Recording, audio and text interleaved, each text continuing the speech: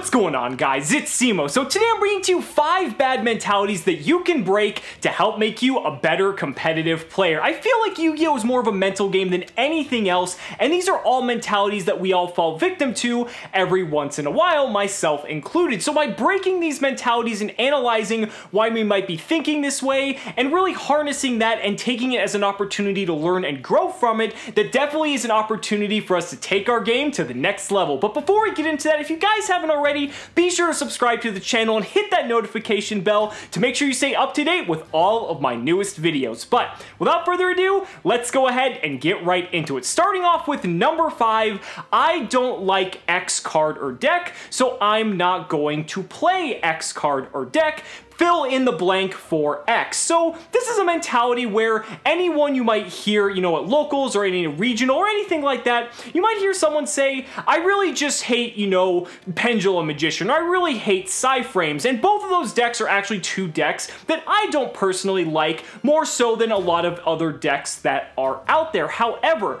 just because you don't like one of those decks doesn't mean you shouldn't understand why that deck is good. If that deck is doing well on a competitive level, then obviously there's a reason for that, especially if you see it topping consistently across multiple regionals, multiple YCSs, etc. So the thing you have to understand is just because you personally don't like playing a specific deck doesn't mean you can discount that deck in any sort of competitive fashion. Going back to Necros format, Necros was a deck that I personally did not like very much, and I opted to play Burning Abyss instead. Now, objectively, Necros is the better deck on paper, and I was at a severe disadvantage going into every single match that I was playing against a Necros player. However, if you remember the winner of our national championship here in North America, Burning Abyss ended up winning the national championship when Necros was the most dominant and obviously borderline a point tier 0.5 deck. So again, it's one of those things where just because someone doesn't like the deck and it's not necessarily the best deck, you can still learn and understand the deck well enough and adapt your strategy to help counteract it and maybe even win a national championship in the process. Now moving on to number 4. Number 4 being X card or deck isn't fair. Now this should be a little bit of a no-brainer because with inherently the way card games are designed and with new cards having to come out every few months, basically there always has to be something new coming out and it has to be enticing enough for players to want to play it. And on a competitive level especially, the reason why competitive decks are competitive is because they're inherently unfair. Competitive decks do things that other decks can't do, and they do it consistently enough to the point that it's going to have a slightly higher win percentage than every other single deck of the format. Now, that doesn't mean the deck is completely tier 0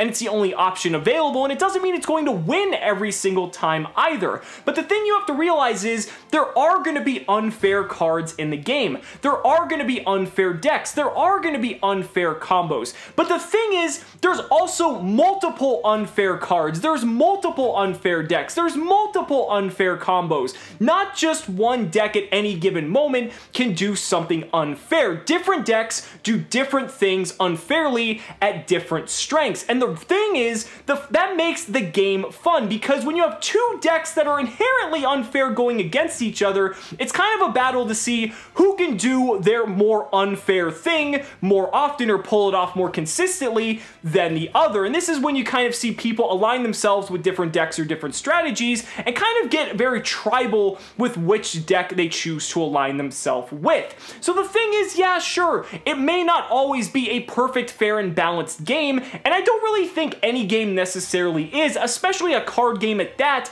because there are certain elements in the game itself that are going to prevent it from being inherently balanced. But at the same time, that doesn't mean that these decks are absolutely, completely unbeatable. They're just going to have a slightly higher win percentage than the other decks. This is essentially what the meta is in general and why it's always shifting and adapting, because when people recognize that there's one deck that can do something a little bit more unfair than something else, then someone's going to come along and challenge that notion and say, What if I can do this to counteract this deck that's doing so well? People start to pick up on it, and basically it's a never-ending cycle of people trying to basically converge the meta in a way that it's going to help influence their own playstyle and going to affect what decks are the best until a ban list comes along and really kind of shakes things up enough that a new meta has to form in the ruin of that. Now moving on to number 3, I want to be creative and original. I feel like people take this one to an extreme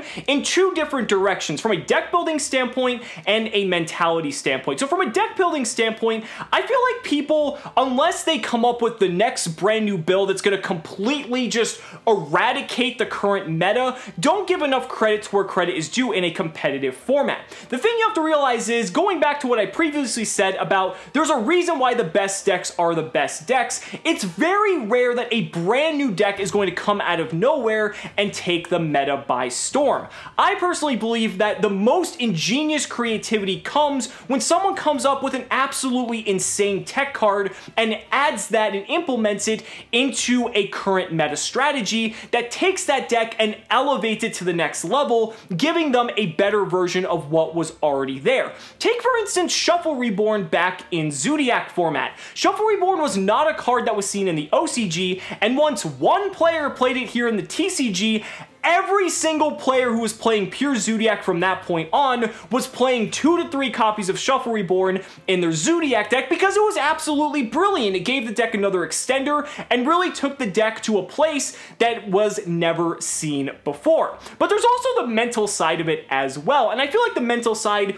is people maybe don't want to be affiliated and called a meta sheep, or they don't want to be seen as conforming to the mainstream meta decks. Maybe they want to have their own identity. Maybe they want to be known as that guy who topped with volcanics or topped with, you know, ice barriers. Who knows? But the thing is, you have to understand that the creativity isn't going to come in large strides. It's going to come in small steps in a competitive environment. And by identifying that, and I think by understanding that you can find that creativity at a micro level compared to a macro level, that's where you're going to have the opportunity to be known as that guy who played that creative tech.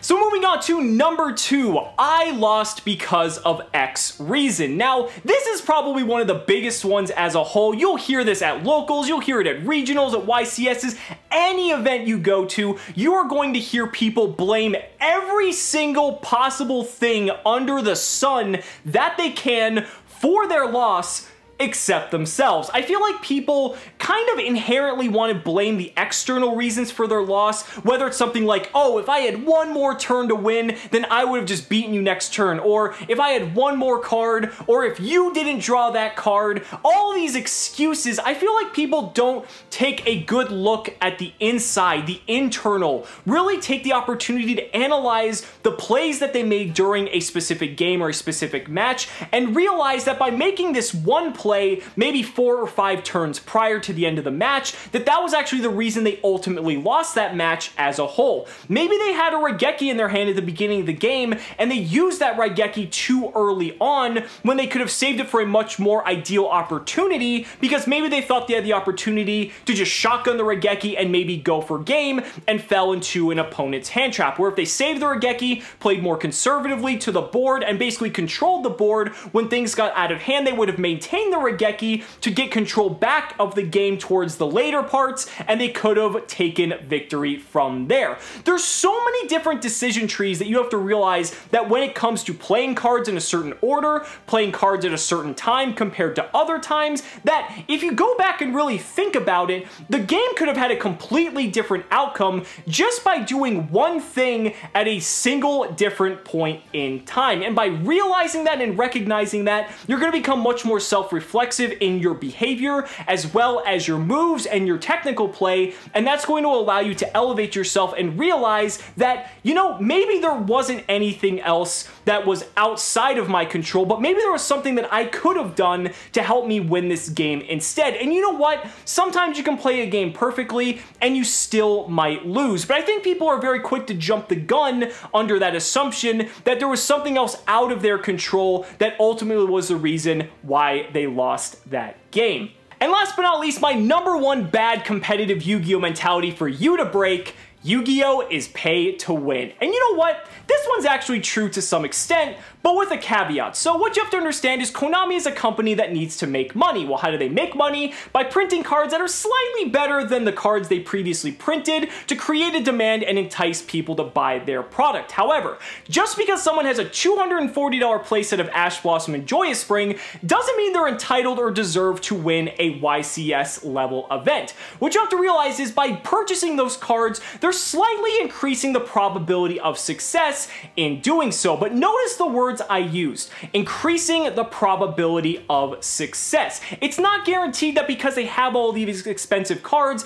that they're going to win any competitive event by any means. They're just giving themselves a slightly higher chance of doing so, because the reason these cards are so expensive on the secondary market is because they're that powerful in that specific meta and are in demand by all of the competitive players because they're just that good of cards. And that's going to happen with every single new set that gets released into the game. However, I've seen players top YCS level events playing decks that are a third of the price of what a top tier meta deck may cost. And the thing is, maybe they wanted to have those other cards, but they decided that because they don't have access to them, that they're going to build a deck by analyzing the meta, figuring out the meta strengths and weaknesses, that they can play a deck that, you know what, maybe I don't need Ash Blossom in this deck, maybe I don't need Evenly Matched, maybe I don't need any of these expensive cards. And I've seen players pull it off. And by breaking this mentality, I feel like that's going to free a lot of your guys' mentality and really help you get creative in figuring out and analyzing the meta, working on your deck building, and helping understand that you don't need all of these expensive cards to help play competitive Yu-Gi-Oh! It's just giving you a slightly better chance than someone who doesn't. But guys, those are just my thoughts. Let me know down in the comments what you guys think about any bad Yu-Gi-Oh! Mentalities that help bar people from becoming better competitive players. I'd really love to hear your thoughts. Guys, thank you so much for watching the video. Be sure to like the video as always. Subscribe to the channel for more amazing Yu-Gi-Oh! Content. And if you found this video informative, consider backing me on Patreon, because just by pledging only $1 a month, you're investing in my ability to continue bringing you amazing Yu-Gi-Oh! Content. So thanks so much again, and we'll see you next time. 1, 2, 3.